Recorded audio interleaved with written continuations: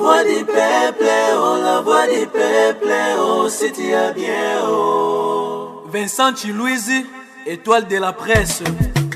La voix du peuple, toujours longueur d'avance. Les informations partout dans le monde. La voix du peuple, toujours actualité na actualité. La voix du peuple, maman na ngaye. oh, yango yo, eh.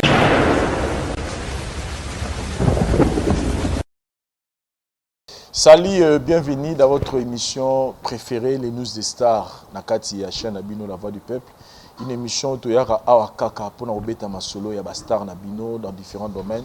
Et aujourd'hui, nous avons ce grand honneur de recevoir sur notre plateau un grand artiste musicien congolais, Olelo. Azako évolué de ses propres ailes après avoir passé 18 ans auprès il y a Papa Chéri Jibem Piana. Sur le loto Yebaye, Zananzela, il y a Papa Chéri Jibem Piana. Lui, il nous revient de l'Europe après un court séjour. Au nord, il s'appelle Nono Fuji. C'est avec lui que nous allons essayer un peu de parler de tout ce qui lui concerne. Et dans l'actualité, tout, il y a sa musique Nabiso. Bonjour et bon retour, Nono Fuji. Ouais, bonjour et merci, Vincent Chilouizi. Voilà. Et tout ce pays, il y a mon émission Nabiso pour une première fois. Merci beaucoup. Moi, je d'abord na tout basepeli na denze momo chile biso mikolo na YouTube pe na plateforme ba consommer mikolo bato basepeli na nzembo na websi bango bato basepeli na banzembo wana message na kopesa bango ezarara babenga baninga mususu vraiment s'abonner makasi, abonnez-vous massivement sur ma chaîne YouTube Nono Fuji officiel. Bayoka message eza wana banzembo za kitoko, mélodie kitoko, clip kitoko et puis musique et beta miona et kitoko. Bazwa vraiment tant na bango ya yo kango et ça la bango vrai bien. Nato ko tumbulo mo mukia tout à l'heure avec monsieur bananga bine yo kenaki poto pena na ba ki bon. Tata otam souti alongone BCBG pour les mine nous qui album ezo bimate alemine ki chassa bon un bon débarras qui ne poto mais je suis surpris na yo kake ozana kin. Ouais na kendaki plus makambo musala et puis famille zawana. OK. Ouais. Na mona une photo mo ya na yo na mère bon biso atasongi. Ah ouais ouais mère azara côté wana et puis na ba petit bazali. Donc voilà. J'ai une petite famille là-bas. Et puis na kende sous mambo musala elekaki bien na sisi musala on a kende osala na yepo na promotion et puis studios ont continué. Si y a moyen na réseau ngalisusu pour na continuer ba boulot kaka. Na moni peut changer coiffure. Ozongi c'est longoli ba wana mère mtali ngoli yango tonene. Bon na longoli yango parce que au moni il y a beaucoup de fanatiques aussi balinga ki pe ba monanga pe na moi image mususu ya sika. Puis na conseil ya staff nanga et puis mon manager bon week-end na place Azali ou Angler Miller, donc voilà faut yo ka bande côté. Mais quelque part dans ngana loba est-ce que Suki est joueur rappeur rôle mo na étant que artiste musicien mo no kangi ba Suki tout ça ezana bon il a une influence ni na personnellement la yo na ndenge ya musique na biso ya Congo ba makambo wana to e kontaka na elateli na modèle Suki bika e bandi biso te mto bandi yango et bandi depuis bakulutu na biso ya moezaki moi style mon po amona jack ndo liste pour mutu mso akoyoka na voix te mais atalika bozalisi na yo abi toyoka na makamni na sala donc je vois peu mon influence muke na kati ya makam na biso quoi. OK. Et on espère que peut-être un jour tout le monde a sous qui on a tout tigalé dans je pense pas. Donc ils peut-être important à début pour batubaye bayo que musicien. Bon pour batubaye ba musicien te mais musicien baye na voix na ye on a bien jouer aka pe moi muke. Pour les capé inapercité. Na cadre. Nono Fuji avant de venir chez Papa Chéri Jibem Piana, vous avez eu à commencer quelque part. Mais il y a une question pour Lelo, parce que Lelo est un bande de belé ba otala yo, bazo revient un jour bazala le rôle yo na niveau commis. Et moi le solo na opé sunga ba tout pour na fortifier. Merci. Devenir artiste musicien pour Nono Fuji il y a beaucoup de travail, il y a beaucoup de professions, mais être musicien pour ça on est banda wapi. Et vous wapi, il y a quelqu'un qui vous a influencé ou comment? En fait na botama déjà na voix. Et puis moni na ba quartier tokoli na ma tete wana. J'avais un grand frère Alain Pomé, paix à son âme. Il me tendait ta guitare. Tellement d'obé taper guitare trop na palin. Ce moi beta yemoko ayebi kenga pe na voix na emba na ngame na koti na orchestre te. Yosko boulou zarani tango na kola na okoma. So boulou nga vraiment nga za électricien. OK. Ben sikoyo bon na ndenge ya kata na biso ape tata ipeli. Ah ouais, na osala ngo mais bon loi na sima mo kala e mo ko mo bangisa pe. Voilà, calcul les ndenge wana après kozala zala trop na ndenge d'influence ya wenge ya kanango au senti bamboka na biso mona ke ba boulot vraiment ezaza vraiment te. Na mona na place na robi melara na channel ya linu e côté ya voix quoi. Na influence ya wenge nde yaki tous avez pena génération wenge et puis ba vient na biso ba Emile alias ba onde ba pesa na elengi wana na ba l'impela twakulenda na ke wenge BCBG. Donc calcul les ala ndenge wana. Et petit lelo erosala petit lelo et salami ndenge salami voilà. Et au côté BCBG, on a tous le temps de suivre votre histoire, nini bandaka, nini au beta batou rebelle, oye, tout un bon jour aujourd'hui courage au sala. Mais vos 18 ans à BCBG, bilan na yo montant vous décidez que bon, je quitte la maison. Au quittant on a bilan ni personnellement. Bilan est vraiment positif parce que souci na ngezalaki na yemba na disque et puis bamona ngai et puis na sala nzembo isalama ndenge na lingaki et puis na yemba pe ba voko et kenda ndenge ngamu pe na lingaki moi ba déplacement pe to sala to tamboli pe moi Europe, Afrique, Amérique et tout donc voilà. Et comment vous interprétez 18 ans de na kati orchestre mais obimika na nzembo moko? Na trouvé que normal hein. La carrière ya mutu ya musique bon, na trouvé que normal parce que c'était pas mon orchestre. Eza orchestre Cheria, Papa Chéri. Yemo selon planning na ba programme na et kenda ndengwana. Ils ont raté que chaque année faut album et bima.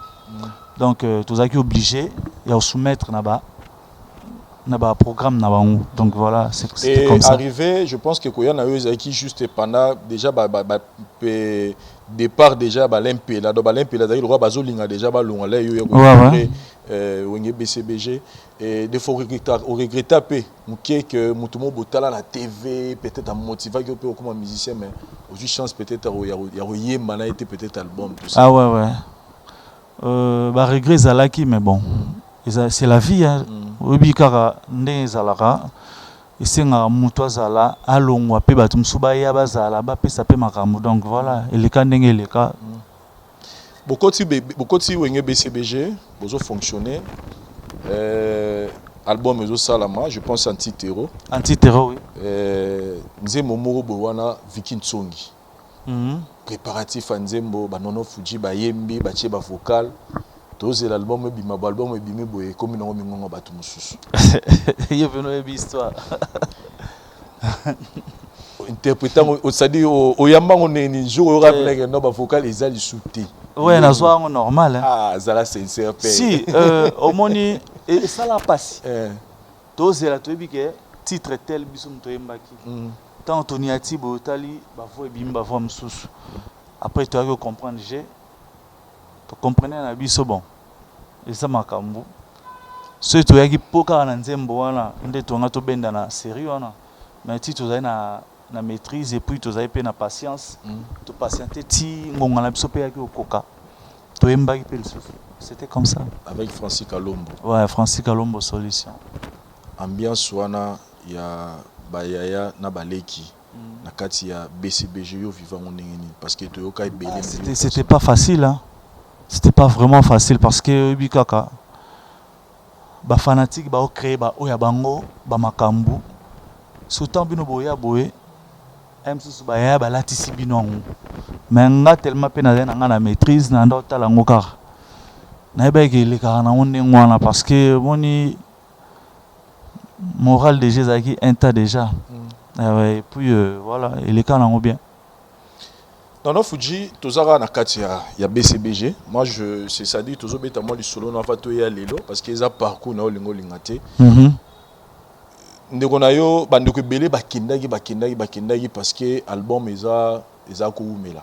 Est-ce que toro ba pe lelo non Fuji, eza pe parmi ba raison où esali qui a quitté wenge BCBG parce que trop de patience aux album et bimarate.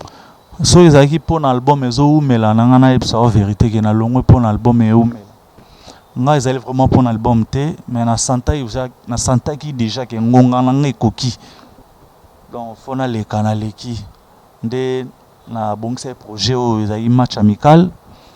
Ya omona saki conférence de presse, expliquer mukili na expliquer opinion ba comprendre où ezaki kati na ngai quoi.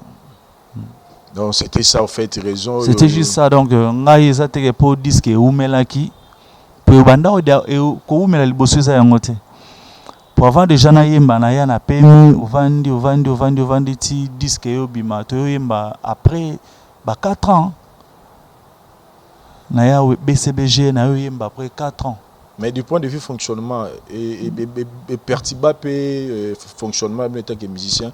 Ah ouais, wana na ko bomba te effectivement moi ba vitesse msusu dozara pe pour ebika artiste vivre na par ses œuvres. Siko tant que oza rodete ozobeta te ba yo kaote moi ba mara msusu mike na nenga vitesse andule na biso Congo. Et dozara moi vitesse oui. Parce que cause sincère na lelo na bandeko ba otala biso pena na vérité moko boyo et comment le rôle moi mythe moko boyo pour na biso et loko nini penezo kala album et kala ki album ti yo longwa. C'était quoi fait? Qu'est-ce qui se passe? Beaucoup yemba te na studio. Tant obelo ne calé album pour ngala longwa. Na longwa pour album te. Na biti yo kende. Ouais, tingala kende bon. Et loko baté bato sima bakwa okotsa te bokomisa na ça na silsa ko yemba na 2015. Peut-être que disque ezobima déjà. Na silsa wemba depuis 2015. Donc 6 ans passés. Ouais. Yemba déjà na vida na titre très comme na yemba 4 chansons. Il y a ba collègue msusu. OK. Ouais.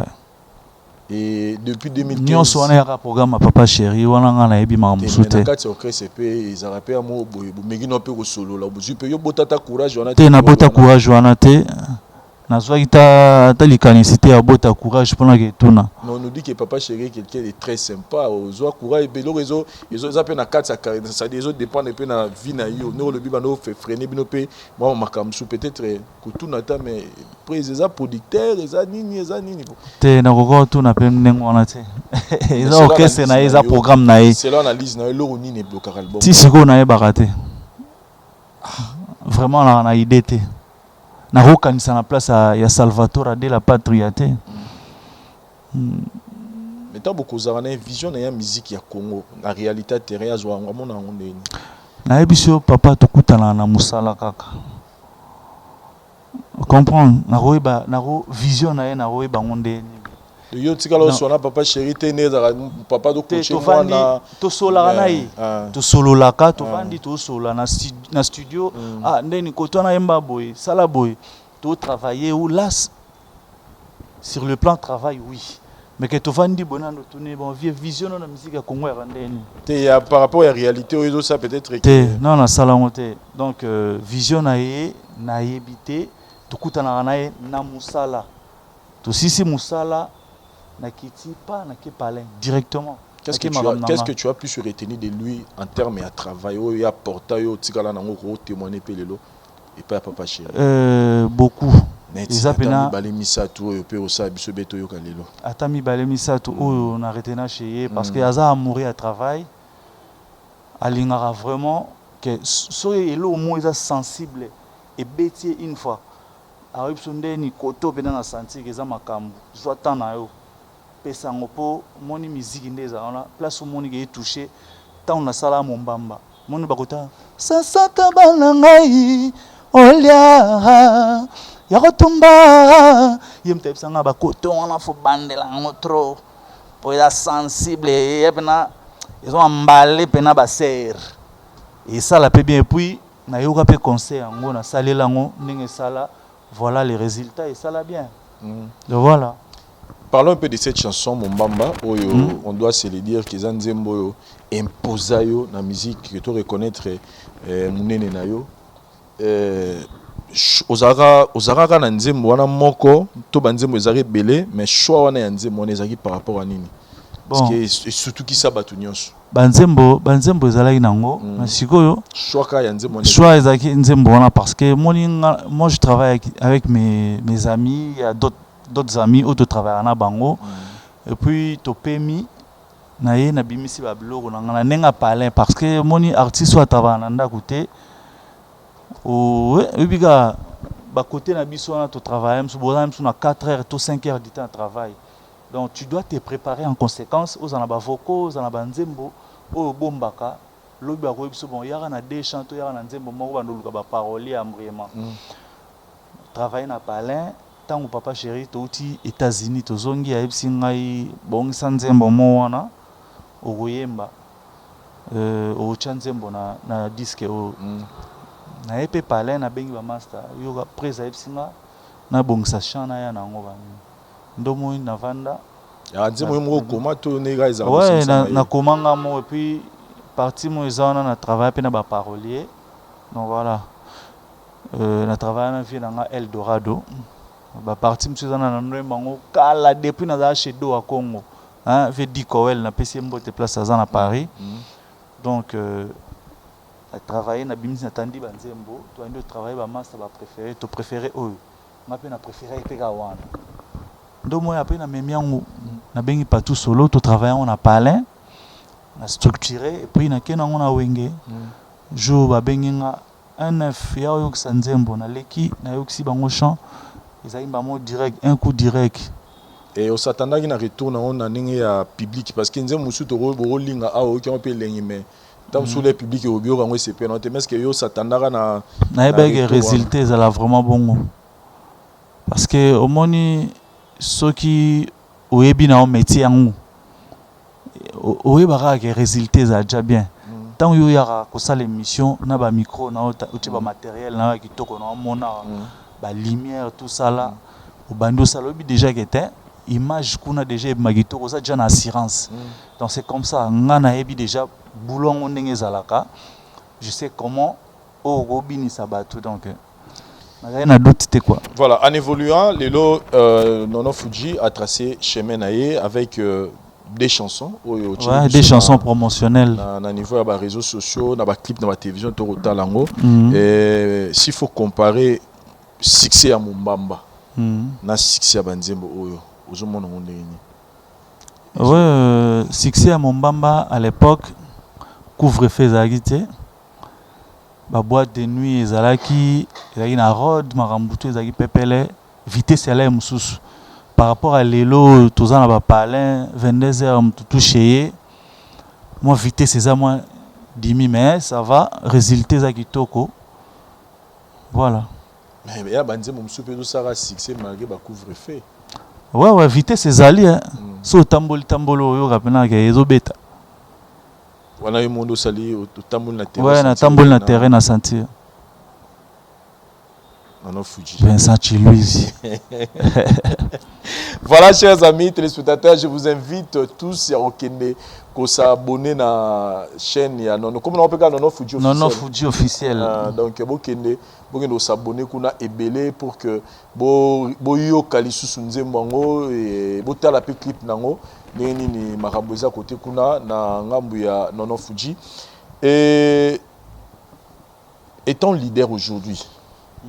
Parce que les lois en créé scénario, il y a des choses au pays peut-être blom so bandako loba côté papa Chirado Kenabi sofo côté azobeta fo mais yo moro étant que leader tu as aussi compris beaucoup de choses oyo na étant musicien na quatre so bandako comprendre ngote o lelo pour mo pesa la raison na makamu susu ngana so banda la azana na contrôle AG donc il y a des choses oyo na reprocha kuna bon na reprocha ba marambo belé pe oui mais lelo pe nga mo pe na omona ba makambo ebele parce que omona we retard ba sonde ni pe mananu au matate nando mona boutique le kana yemba ne kati oui ça arrive mais nga mo pe na omona ngo ba biloko net ya bongo wa à part wana monsieur ezate non relation na yo na ba mission Congo en général les andeni relation na nga na ba mission Congo ezana congolais ba tout na na enemité vous assure sûr et certain non faut dire na ba mission etazoki sa ba pota hermo be petam sur le lope ro singa pe mo ba ro luka pe tam te na zoki sa mission mo te pota ouais li solo na moko beta ngono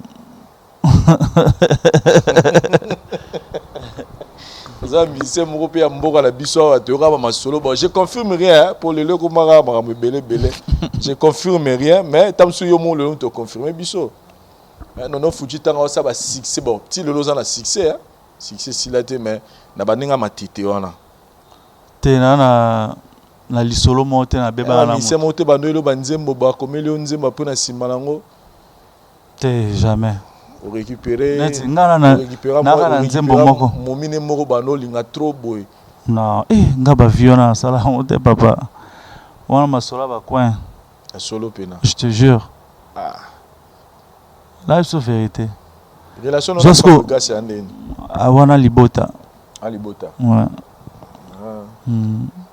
en bon terme en bon terme tout ça bien très bien na ba tout dans le passé peu au salaire rien du tout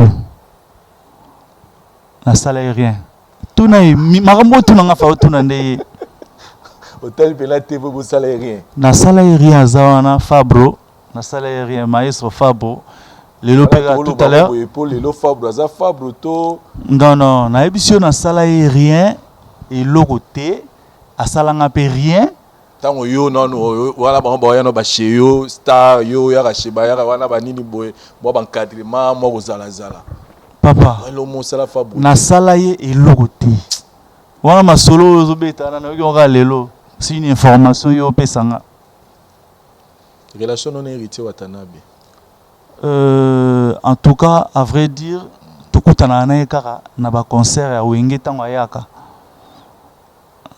tout pesani mbote esiliga bon je suis sûr que yona wat en tout cas et lo ezate to zakana est très bien to zana ba numéro te to komana to benga na mais to kutana so to kutani on se salit c'est tout non Fuji Vincent Chuluizi bon comme on bono ko fungwa ma nga pe na vela nga niepo na dala ba prévité mais nga na ka masolo no trop ba masolo ba tout fort surtout ba musicien ba musicien so monika musicien mona mumini bon mama limbisa na mamba kala wana moni ba masolo bana bakoli bana ba pe na ba android a ofanda ta ba masolo ndengo e sala kitoko te vraiment tout bateau marambo tout na ngaso tout ni bateau on va expliquer OK ezan ndengo wana te ndengo calculer quoi ouais un bon tonton à Napoléon un bon tonton à rancunier quoi les autres moni rapprochement il y a comme biloko moni papa ça dit neto bra la musique papa na mwana rapprochement tout moni et pas ya tout moni ya héritier watanabe na Weranson. Est-ce que ils appellent babiloko yo non Fuji quand avant d'arriver ba arriver rappeler que yena papa chéri parce que tu as vu que kolongwa nyonso na orchestre zalara et comme rara nenge tu as vu musique na qui na rara nenge zala mais des fois quand tu vois ça aujourd'hui tu vois par exemple héritier watanabe na Weranson na nenge sko ya Fuji avec papa chéri qu'est-ce que vous vous dites ouais c'est comme linga izala mabete moni mutumo talingara alinga rankine alinga mabeza la place ya zali donc vraiment et ça a plaisir tant na mona kiango utane na ora net boy pas ouais na bi ouais et ça a plaisir mais la première fois tout le monde on peut grand mopa au agenda na concert ya Fali Poupa tout le monde a pe ba mission belé donc voilà et les cas donc voilà et yo pe un jour c'est là tout le monde a pe papa chéri akenda na concert ya métro effacer les tableaux donc voilà mais yo lelo tu peux rassurer à tous les fanatiques que vous êtes en très bon terme avec papa chéri très bien. Et comme on dirait, sans rancune, voilà. Ouais, 18 ans, moi, la colis, a commis adulte, et puis, à quest ça la chemin, et quand voilà. même, on a courage, on a ça papa, que papa, on a kenanga. Pour les solo, on a yoka kala, on a les solo, on a BCBG. Pour l'autre, on a besoin pour solo, moi, on m'avait appris que non, je me suis dit, non, non, Fuji, non, Fuji, habité, Keba. Il y a des gens dans la rana, ça a déjà l'album, dans le studio, dans l'équipe, il y a ma casse, il y a une bande, il y a Hollande, il y a Makamu, Kalato, et puis on a pu ça, on a raison. Oui. Ce équipe est banda kala, mais si on a dit que on va traîner, on va traîner. Il y a été na boya na D. Et puis dans 100 producteurs, na bundanga moko. Voilà. Et puis ma solo, ma solo, monsieur à coin. Bah toi bête arabe. Avoyant on a téléphone yungula, on a vérifier information. Donc c'est une fausse information. Na BCBG, na zaleka na BCBG. Que on a un orchestre, moi, il travaille à tout dans l'album déjà. Non, album, on a la bande, on a tango, na annoncé, na opinion, na conférence de presse, vous avez na Village Chetemba, on a annoncé que nazo ça la projet tel, boye match amical, ndé na bandi programmation, na la kana kina na Guilin Tamba. On a PCMBO te place agent ingénieur Guilin Tamba. C'était comme ça. Évolué na yo lelo je parlais de la relation avec les musiciens congolais polémique mon mikolo zo ça la musique na kina avant na tout nos question polémique on a lelo il y a des grands frères to ba master oh zo mon appelle que to ba petit frère zo mon appelle que ba ça la bango bien netinani par exemple ba tout ba ça la boulot vrai ba tout na lundi album et bimaki vraiment ba ça musala bien. Nalanda qui album et Aminio Abraham, ça va. Nalanda qui Bina Filé, Nalanda qui Héritier Wata, Nalanda qui Lo Mousou, il y a Fali pour Basala qui na Magic System. C'est bon, donc voilà. Et pour nous, les retours, on a des Fali. Au Zouakaye na Anglenine, c'est quelqu'un où il faut na chapé, ne balobara, moi, ne balobara la lingala donc. Moi piquen to azam muto peut-être peu gros le babon azape na peut-être na tirer mais mutamta ça la boulot na quoi na comprendre était question na ngeza boy piquen c'est-à-dire que bon une émission à mutumo be fo ngala calculer ke na ba émission na nga fo na tirake to azam nga il déjà m'a retiré azam muto fo ça musane bien ba tout ba apprécier donc azani na top oui bravo. Donc, est-ce qu'on a retiré pour gagner?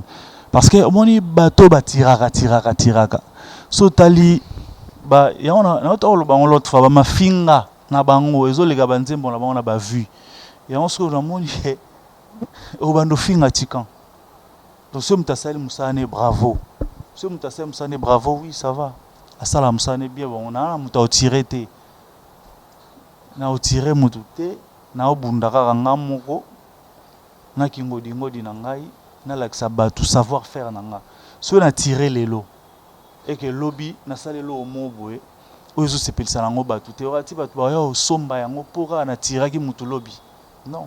Alors si je comprends bien non Fuji pour vous polémique ils en ont sur la place te ils en la place te chenga ils en la place te ba au fin un moment la musique pe le rien na ebiso ezebele ya on a bi na préférant ngoté. Mais vous construisez carrière na yo. Voilà, na malembe. Et li solo mozo beta mikolo ya autotune. Et de so yo kiango. La yo kiango. Koto yo ena za la sincère, koto yo fallait aller une émission le biya zwa kango logo instrument. Batu baye koto baba nikola kisaba la kisabiso a combien a fente batu aza lokuta autotune les instruments te les logiciels patati patata. Personnellement pour na yo yo pona yo lobini ni pona to tu na ga lobini pona totine omoni mutu na mutu po nde tozape boy voix eza to botama nango mais ba benga ngo pe instrument libre so ya benga ngo instrument eza ye donc voilà na mona ngo mabete Yo pour na autotune les années. Autotune est un logiciel. Et ça ranine en fait pour. Oui, mais le salak. En fait, nous avons cette explication, mais une explication plus claire que Bichou. Donc, et ça pour la justesse, juste il y a note. Ndé na yebi donc voilà. Déjà, les gars, ils ont bien équilibré. Mais est-ce que Moutou doit utiliser autotune, ils ont forcément Moutou boyé mbaté? Là c'est faux. Là c'est faux, bon. Donc, nalinga vraiment au côté na ba débat. On a un débat moto sur la biso, on peut se faire éclaircissement. Les lots pour la bateau, quelqu'un quand utilise a utilisé autotune parce qu'il y a une perfection dans la voix et qu'il y a un autotune pour utiliser. Il y a tout niveau de connaissance. Il y a un bimisara oyozana. Mais ça pour la justesse kaka. Mais pour la mission tu penses que bazo simba musique na bango neto lobi na il faut tirer mutumo boy il faut calculer mutumo pour aller dans la télévision le ma caméra il faut kaka à calculer mutumo boy okolo bani pour on a moins conclusion kaka vraiment ko tirer da gitoroté parce que au monde il y a des gens au go tirer les lots après vie il y a musique vie ezebele vie monsieur ses alliés de vivre aux parents, aux papas, lobby, jeune génération, monsieur Oya, la génération Oya est belle, au ma papa, mon asko mouto va nous tirer beaucoup tani boy, au mon rason en PC est en beauté. Donc, et ça la guitare vraiment conseil d'amis, conseil en tant qu'artiste, on a bino vraiment tobi malaba vie et ça la guitare à ta moquette, mon il est là. Nigérian ceux qui musique na bango ekende liboso parce que ba moko na de 1 avant le gouvernement acha bango poids basala na moko basa union et puis yango moni esali ke na bango ekeli liboso donc ne toza ba tutu souci na bango ezalaka l'état congolais qui parabiso te acha biso poids ata ba chebno poids soki ba chebno mbongo wana ba chepaki yango yo pour pousser musique liboso tant que boyo ganizate mutawadi liboso azate bo tourner ka rond et on m'a tenga na parti na ngana dia bu type bo panzani et bebani pe ke ka ndingo wana donc voilà et na album na biso tozo sala comme on ezali match amical bas de match amical ouais donc la ndani kaka ezaka mamba match nazaki wana na lwa na beta pe wana na kesko bena s'entraîner na match amical ba comme ezebele match amical ils en sans polémique parce que j'avais expliqué. J'espère que vous posez la conférence de presse. Donc et tous en cas nanenge ozo bongisa makambo ndé na yeboye studio ils ont continué on travaille en Europe. Donc si tout roule bien avant septembre déjà on a relancé. Nzembo de jeter sur le marché, au plutôt dans deux autres talents. Il y a un moment où on se plaint, on mingi boy. Aux autres, nzembo moment boy, il y a madilo à calaboy. Oumela.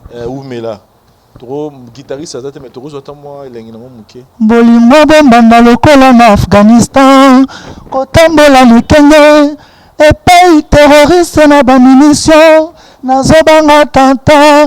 Et pays détective je suspecte ngai nazobanga prison akosakanga conscience ebi motema ezokoka te na koremplace ye na nani lombwa motema zwano bambanda kosaka nonga kasi toboyana te pika bendele na motema umela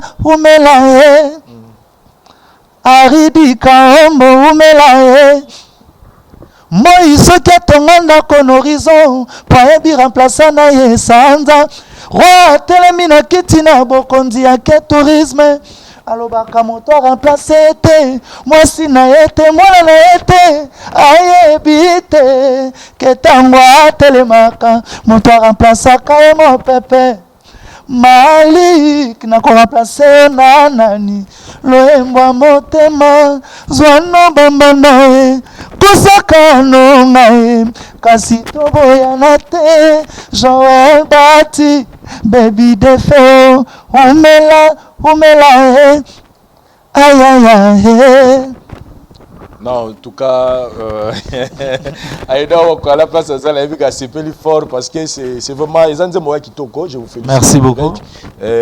Promotion qui a rebellé les sous et ça va bien. Tout le monde a boutali cas toujours, voilà, Tobi, banzem ils a pena qui toko, mais promotion et ça la bien moi ma kele le nato yoka yoka et ça. Ah, merci beaucoup. Mais message pour nous allons le louer à ma casse pour na public na yo oyo basi ba yambi yo ezani par rapport il y a fonctionnement na yo. Ouais, message na repé sa public au Bayambi.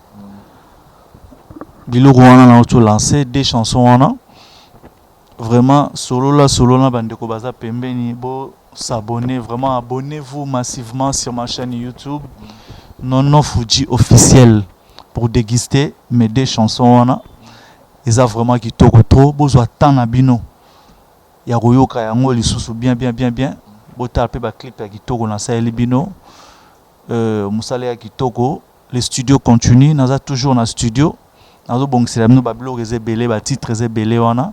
Bobi na vraiment kitoko. Merci beaucoup. Voilà, merci beaucoup Nono Fuji. Mais sinon côté kin, ce que vous avez moi activité moro bozo bungisa déjà. Peut-être moi le moro poter yoka susu oumela et à live. Donc pour l'instant on aura la répétition. Nous avons répété kaka.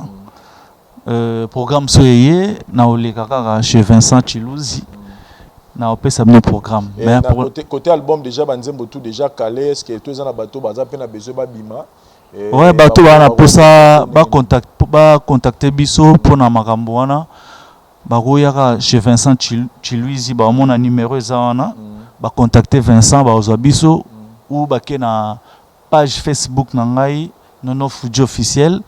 Bah, mon numéro est manager et ça va contacter manager donc ça va quoi. Et de l'autre côté tant le bêtis m'a sur la page Facebook voilà question mon ngana tout dans Nono Fuji na sera point de final les réseaux sociaux ils ont influence n'est pas artiste et musicien c'est réseaux sociaux ils ont influence et belé pour la communication moni kala tozaki moi musika na public lelo et pour ça biso vraiment pembeni ouais et aux appels na robos actifs côté babakamango ouais naza sur Facebook na sur Facebook naza sur Instagram TikTok donc bato bali ba contacter ba s'abonner na ba komboka Nono Fuji kaka ouais. Ok, merci beaucoup Nono. Batalu et belé, bande onayo et surtout que aussi fraîchement na poto. Moi bambote ça va bien. Bambote na ngai na opesa mingi na président Didier Balas. Merci pour ton soutien. Vraiment yoyebi. Et puis bana tout y a Paris, bana Bella, bana Hollande, Rotterdam, Carlos Tomatala, hein, le monument de Rotterdam yoyebi idéologie. Na bosani opété Père Alain Bikini, Université de Strasbourg. Yazala Yemote, na Abbé Christophe Kikonzi, na pesi Mbote, na pesi Gisèle Touaka maman présidente Mbote, na pesi Tati Louindula, Feli Ogobani le maestro, Jérémy Kazadi le mignon garçon de Paris, Aimé Ammonia, Trezeguet Barino, na bosani opété Gino Muwala Skinin, garçon propre. Na pesi Pembote na Kokoloma, Trezeguet Muwala, hein, Thierry Bozene, garçon têtu. Na Katia Yalo la yoyebi et puis Gaëtan Lipamoto, na Bosanité Mastananga Djibril Mpaka, Elvis Mpeti, on est ensemble. Donc voilà quoi. Voilà. Merci beaucoup Nono Fuji. Namoni batsali ba besio mutumoko wa. Ouais, na pesi mbote susu na paju Simba TTC. Il y a une idéologie toujours. Voilà. Merci na ba téléspectateurs nous poser temps au Talabiso à traiter toujours na Nono Fuji. Donc ce qui a retenu c'est que des chansons sur les réseaux sociaux Oumela na voisin un cimetière. Et puis, place toujours répétée. Place tout ça, l'émission, la place à répétition. Donc, bon, on a la bonne auberge. Ils sont en diagonale, dans l'hôtel de la Funa. Chez Erika Songo, la bonne auberge, mon ami personnel. Donc, voilà. C'est une émission, mais comme il y a voisin un cimetière intéressé. Ouais. Voisin un cimetière. Mon cimetière, lié, mon surtout. toyebi yango eza place ya mawa place tokenda otika bato oyo toyebi ya otika libela ke ya ye lisu te donc ezali genre métaphore parce que omoni bolingo ezaka na esengo ezaka mpe na pasi ntango ekotisi baproblème